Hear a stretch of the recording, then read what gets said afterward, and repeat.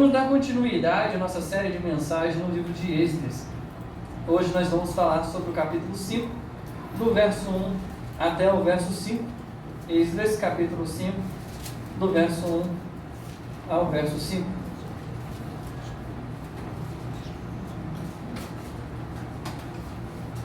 Diz assim a palavra do Senhor: Ora, os profetas Ageu e Zacarias, filho de Ido, profetizaram aos judeus que estavam em Judá e em Jerusalém, em nome de Deus de Israel, cujo espírito estava com eles.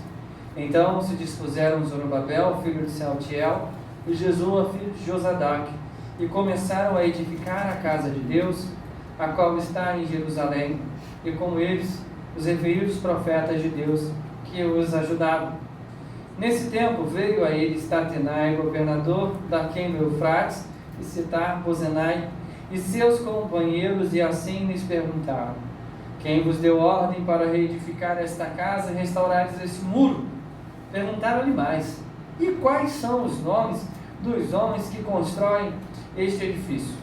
Porém os olhos de Deus estavam sobre os anciãos dos judeus, de maneira que não foram obrigados a parar até que o assunto chegasse a Dário e viesse a resposta por carta sobre isto.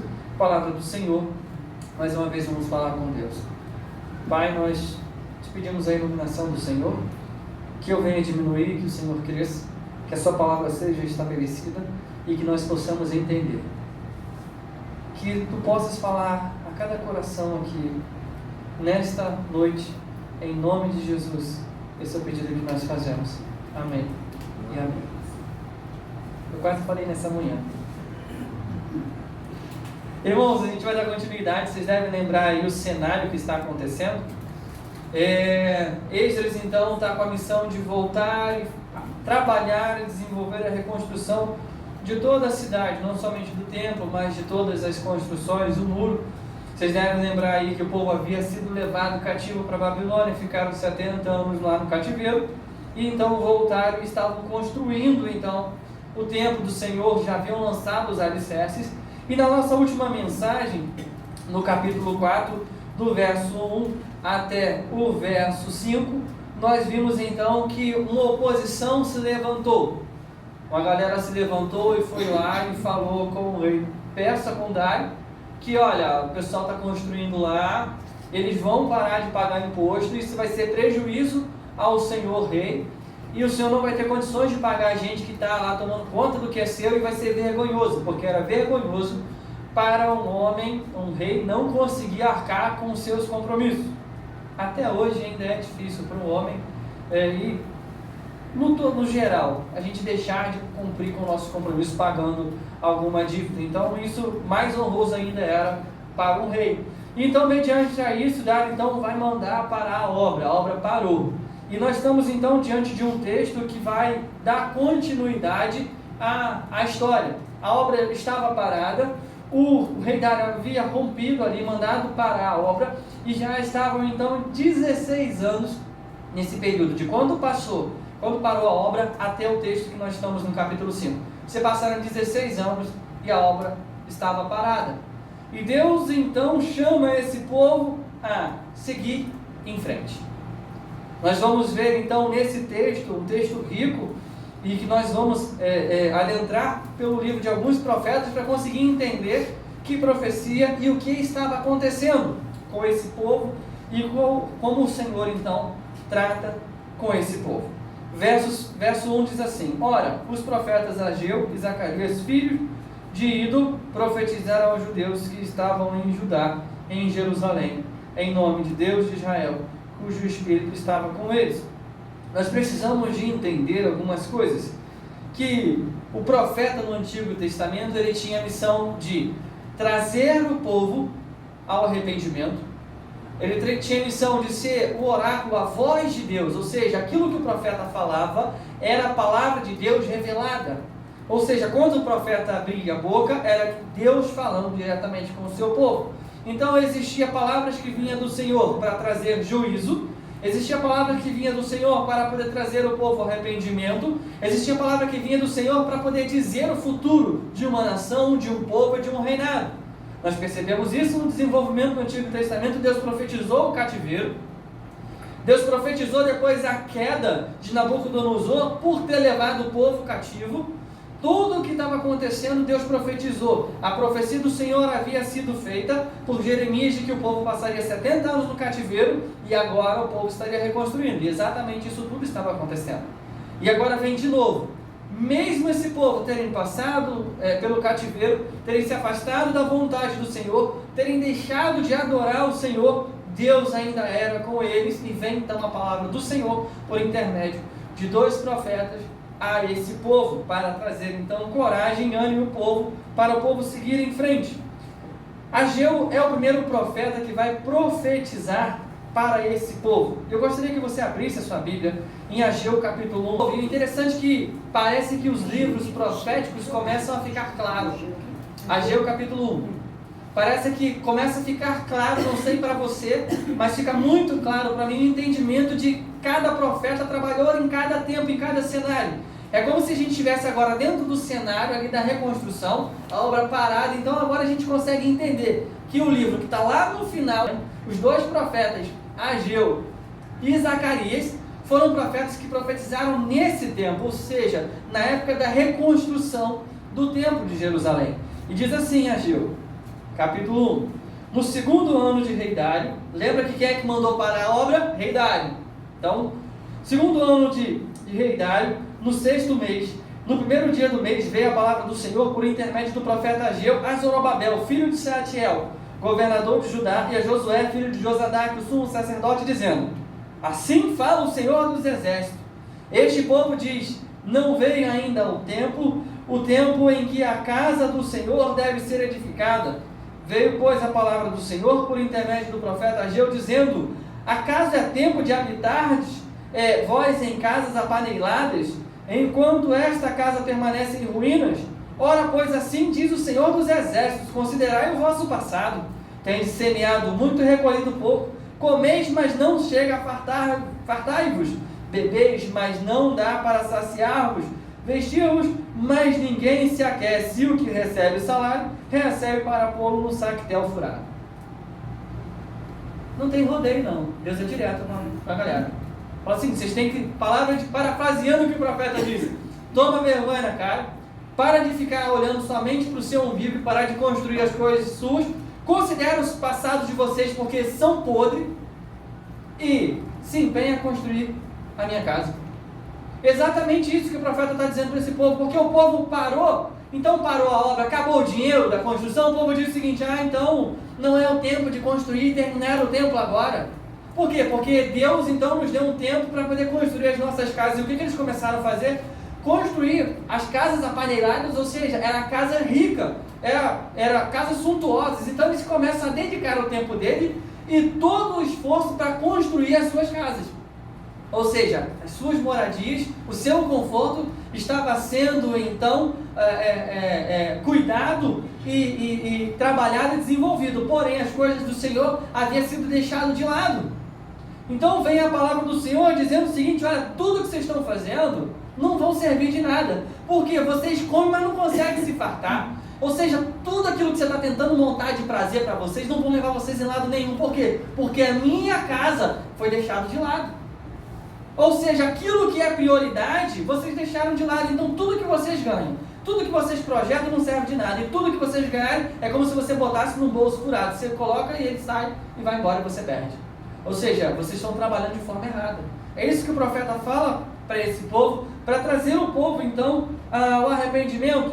Vamos caminhar aí no profeta Zacarias. Você vai desfolhar aí um pouco mais a sua Bíblia. Zacarias capítulo 4. Anda mais um pouquinho aí com o texto. Zacarias capítulo 4, então vem a palavra do Senhor dizendo assim: tomou o anjo que falava comigo e me despertou como um homem que é despertado do seu sono. E me perguntou: o que vês? E respondi: olho e eis um candelabro todo de ouro e um vaso de azeite em cima, com as suas 7 lâmpadas, 7 tubos, uma para cada. Uma das lâmpadas que estão em cima do candelabro, junto a este 2 oliveiras, uma à direita do vaso de azeite e a outra é à sua esquerda. Então perguntei ao anjo que falava comigo: meu senhor, que é isto? E respondeu-me o anjo que falava comigo: não sabes tu o que é isto? Respondi: não, meu senhor. Prosseguiu ele e me disse: esta é a palavra do Senhor a Zorobabel, não por força nem por poder, mas pelo Espírito, diz o Senhor dos Exércitos. Quem és tu, ó grande monte, diante de Zorobabel? Serás uma campina? Porque colocará a pedra de remate em meio a aclamações? Haja graça e graça para ela. Novamente me veio a palavra do Senhor dizendo: as mãos de Zorobabel lançaram o fundamento desta casa, elas mesmas acabarão, para que saibais que eu, o Senhor dos Exércitos, é quem me enviou, e a vós outros. Pois quem despreza o dia dos humildes começos, esse alegrar-se-á vendo o prumo na mão de Zorobabel. Aqueles 7 olhos são os olhos do Senhor que percorrem toda a terra. Ageu é um cara mais direto. Com Ageu não tem volta. Ele fala direto: vocês têm que se acertar e precisa de olhar então para aquilo que o Senhor quer que vocês façam. Zacarias já é um profeta mais enigmático. Ele vai tomar à mão alguns elementos e algumas figuras de linguagem para então deixar claro que o Senhor está cuidando, está providenciando a reconstrução do templo. Então olha que interessante, 2 profetas estão profetizando diretamente para um povo, para um trabalho para ser desenvolvido. E o interessante é o seguinte, que ele diz o seguinte: olha, por quem despreza o dia dos humildes começos, esse alegrar-se-á vendo o prumo na mão de Zorobabel. Zorobabel era o governador de Judá. Então ele está dizendo o seguinte: a galera que desprezou lá, quando ele lançou lá o alicerce, dizendo que, poxa, mas esse novo templo nada se compara com o que nós tínhamos no passado. Então é exatamente isso que Deus está falando: olha, eles estão desprezando os pequenos começos, porém eles vão ver o prumo, eles vão ver a conclusão feita por mão de Zorobabel, porque eu, o Senhor, tenho colocado os olhos diante dessa obra. Ou seja, Deus tem cuidado de forma direta do desenvolvimento dessa obra. Então, voltando ao nosso texto, que nós estávamos lá em Esdras, capítulo 5, os irmãos estão conseguindo acompanhar o raciocínio? E olha que interessante, parece que a cortina e o quebra-cabeça ele vai montando, a gente vai conseguindo entender.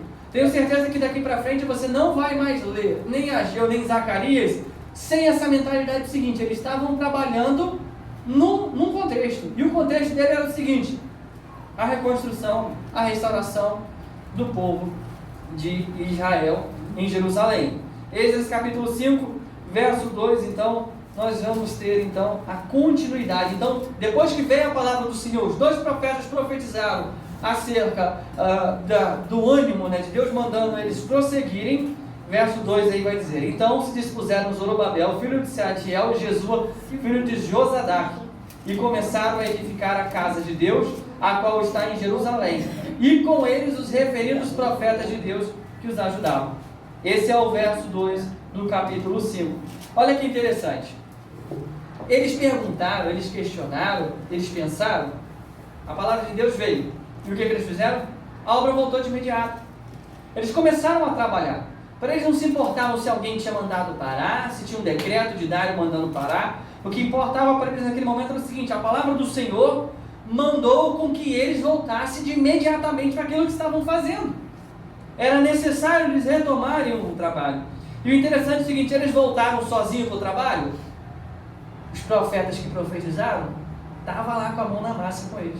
Eles não estavam sozinhos, ou seja, foram boca de Deus, mas também braço de Deus naquela obra. Eles não abandonaram, não simplesmente disse o seguinte: Deus mandou vocês fazerem. Não. Deus mandou vocês fazerem, mas eu vou estar com vocês. Ou seja, era a prova de que a palavra do Senhor era verdadeira. E uma das características para alguém ser reconhecido como um profeta era a palavra se cumprir. Então eles estavam zelando pela palavra que Deus havia dado. Verso 3 e 4, então, começa de novo alguns problemas. Nesse tempo, veio a eles Tatenai, governador da quem deu Eufrates, e Setar-Bozenai e seus companheiros, e assim lhe perguntaram: quem vos deu ordem para edificares esta casa e restaurares este muro? Perguntaram-lhe mais: e quais são os nomes dos homens que constroem esse edifício? Ou seja, eles chegam, governadores persas, eles que tomavam conta então daquela província, eles estavam ali nos olhos do rei Dário, e eles chegam ali então, começam a perceber um burburinho, um movimento, e uma das coisas que os reis temiam era a revolta, porque a revolta ia fazer com que eles perdessem a arrecadação. Com perda de arrecadação, provavelmente perda de poder e força, porque eles não conseguiriam arcar com a manutenção do seu exército, perderiam o território e perderiam então o poder. E aí, quando os governadores veem que está acontecendo alguma coisa de errado, eles chegam e perguntam: vem cá, quem é que ordenou vocês fazerem isso? E detalhe, eu quero nomes. Ou seja, preciso dos nomes de quem é que mandou vocês fazerem isso. E sabe qual foi a resposta deles? Vai lá para o verso 11. Olha a resposta aí. Verso 11 do mesmo capítulo 5. Mesmo capítulo 5, verso 11. Nós estávamos no verso 3 e 4. O verso 11 diz assim: esta foi a resposta que nos deram: nós somos servos do Deus dos céus e da terra, e reedificamos a casa que há muitos anos fora construída, a qual um grande rei em Israel edificou e a terminou. Mas depois que nossos pais provocaram a ira, o Deus dos céus, ele os entregou nas mãos de Nabucodonosor, rei da Babilônia, o caldeu, a qual destruiu esta casa e transportou o povo para a Babilônia. Porém Ciro, rei da Babilônia, no seu primeiro ano deu a ordem para que esta casa de Deus se edificasse. Também os utensílios de ouro e de prata da casa de Deus que Nabucodonosor levara do templo que estava em Jerusalém e os meteu no templo da Babilônia. O rei Ciro os tirou de lá e foram dados a um homem cujo nome era Sesbazar, a quem nome era governador, e lhe disse: toma esses utensílios e vai e leva-os ao templo de Jerusalém e faz reedificar a casa de Deus no seu lugar. Então veio o ungido de Sesbazar e lançou os fundamentos da casa de Deus, a qual está em Jerusalém, e daí para cá se está edificando e ainda não está acabado. Daqui para frente, nesse verso 17, vai ser então a resposta que Dário vai dar para a galera que foi lá levar essa carta. Olha que interessante. Nós percebemos aqui, se esse texto não fosse complementado com o verso 11, nós não saberíamos qual a resposta que esses homens que estavam edificando deram. Porque eles perguntaram: quem é que está edificando? Quem é que mandou? E eles foram diretamente para a ordem que o Senhor havia dado. E o verso 5 então acontece algo.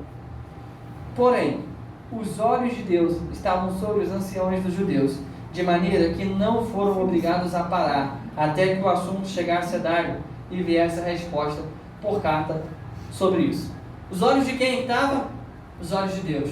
Quem é que havia profetizado sobre isso? Zacarias, de que os olhos do Senhor estariam lá, e que a galera que estava desprezando os pequenos começos, veriam então a glória do Senhor, porque o templo seria construído pela mão daquele que começou, que era Zorobabel.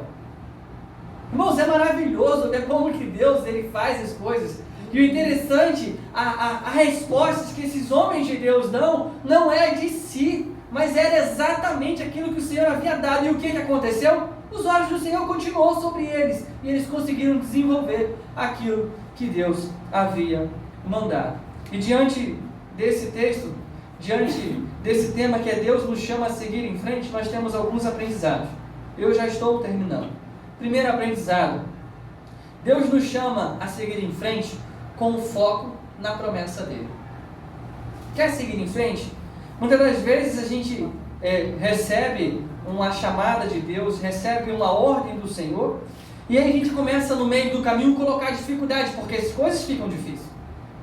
A gente começa no meio do caminho sempre a arrumar um porém, porque a gente é esperto demais em arrumar um porém. Nós somos espertos demais em sempre ter um porquê, em sempre dizer algo para não fazer aquilo que Deus nos chamou a fazer. Porém, Deus nos chama a seguir em frente, focado na promessa dele. Olha o que esses profetas vão fazer: eles vão levar o povo à reflexão da promessa que Deus havia feito. Interessante que quando Zacarias ele profetiza, ele diz o seguinte: olha, Deus fez uma promessa a vocês reconstruírem o templo. Então é sobre a mão de vocês que esse templo vai ser reconstruído. E eu te pergunto, quantos de nós somos chamados pelo Senhor e as dificuldades do nosso dia a dia, a gente começa a colocar um empecilho, e vários empecilhos, e deixamos de fazer e de seguir em frente segundo o Senhor nos chamou para fazer. Irmãos, nós somos experts em fazer isso, em criar desculpa. Nós somos muito espertos nisso. Sempre existe uma desculpa. Nós precisamos de manter o nosso foco na promessa do Senhor. Nós precisamos de entender o seguinte: foi Deus que nos chamou para cá, e é Ele que vai nos manter aqui e vai nos fazer progredir. Segundo aprendizado, Deus nos chama a seguir em frente, fundamentando as nossas vidas nele. Deus nos chama a seguir em frente com a nossa vida fundamentada na palavra dele. Olha que interessante, do verso 11 ao verso 16, qual é a resposta que esses homens dão? Eles dão a resposta que Deus havia chamado eles, que o Deus dos céus havia castigado o povo, que o povo havia ido para o cativeiro por desobedecer, mas que Deus havia restaurado e que agora eles estavam construindo. Muitas das vezes nós queremos desenvolver a obra do Senhor e queremos dar continuidade naquilo que Deus nos chamou, sempre fundamentado nos nossos porquês e nos nossos poréns. Mas está errado. Enquanto nós colocarmos qualquer uma coisa que não seja o Senhor no centro da nossa vida, a gente não vai conseguir seguir em frente. E muitas das vezes a gente acha que está sozinho. Imagina esses homens aqui, irmãos, que ficaram com a obra parada há 16 anos. O tempo não acabou, já está me dando agonia. Imagina essa galera que ficou 16 anos aí. 16 anos, irmão. A gente está só há alguns meses. Na verdade, o cara terminou de embolsar, tem nem 15 dias. E eu já quero fazer esse piso. Eu já quero ver essa igreja pronta. Esses irmãos ficaram 16 anos. Imagina nesse tempo se eles não poderiam pensar que Deus estava abandonando eles, que Deus havia esquecido eles. Mas nós precisamos entender o seguinte: Jesus diz o seguinte: eu sou o caminho, a verdade e a vida. Você quer seguir em frente? Fundamentado? Que Cristo seja então o fundamento principal da sua vida. Que Cristo seja o fundamento principal da nossa vida. Que nós possamos então olhar para aquilo que Deus nos chamou e seguir em frente. Que nós possamos deixar de lado toda e qualquer desculpa e refletir do que Deus me chamou para fazer aqui no pilar. E eu preciso fazer.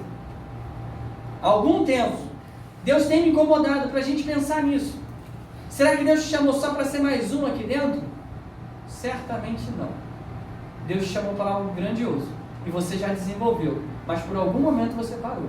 Então Deus nos chama hoje a voltar, a trabalhar na obra, no desenvolvimento, no propósito que Ele tem. Primeiro aprendizado: nós precisamos seguir em frente com o foco na promessa do Senhor. Segundo aprendizado: nós precisamos seguir em frente fundamentando a nossa vida na palavra do Senhor. E terceiro aprendizado: nós precisamos seguir em frente desfrutando a verdadeira vida, que no caso vem do Senhor. É o nosso relacionamento. Nós precisamos desfrutar da presença do Senhor continuamente. Quer seguir em frente? Siga em frente desfrutando da presença do Senhor. Porque no verso 5 nós percebemos que os olhos do Senhor estavam onde? Sobre o povo. E o interessante é que os olhos do Senhor estavam sobre o povo é a mesma coisa que dizer o seguinte: Deus parou o mundo, parou todas as coisas, para somente olhar para aquilo que estava sendo feito. Essa expressão é mais ou menos isso. Nós sabemos que Deus ele é onisciente, Ele é onipresente, mas essa expressão está dizendo o seguinte: ó, Deus abriu mão de todas as coisas para olhar para essa galera que estava construindo. Ou seja, Deus nos acompanha. Nós precisamos de começar a entender que os olhos do Senhor estão conosco, e por onde nós formos, Deus estará conosco. Mateus 28, 19 e 20 diz: portanto, ide fazer discípulos de todas as nações, batizando em nome do Pai, do Filho e do Espírito Santo, ensinando-os a guardar todas as coisas que eu vos tenho mandado. E eis que eu estou convosco todos os dias até a consumação do século. Nós precisamos seguir em frente com o Senhor Jesus do nosso lado, desfrutando da presença dEle. Então nós demos mais um passo nessa caminhada, nesse livro tão rico que é o livro de Êxodo. Que Deus possa nos encorajar seguir em frente, com foco na promessa dele. Deixar de lado todos os porém, todos os porquês, e começarmos então a nos movimentar para poder fazer discípulo, para poder fundamentar a nossa vida no Senhor Jesus, para desfrutar da comunhão com o Senhor. Deus te chamou para fazer dos outros aquilo que você é. Se você é discípulo de Jesus, você tem a obrigação de fazer dos outros aquilo que você é. Se você não gostar disso, reclame com quem disse isso. Para o Senhor. A culpa não é minha. Foi Deus que te chamou para isso. E é um privilégio que nós temos. Então vamos falar com o Senhor mais uma vez.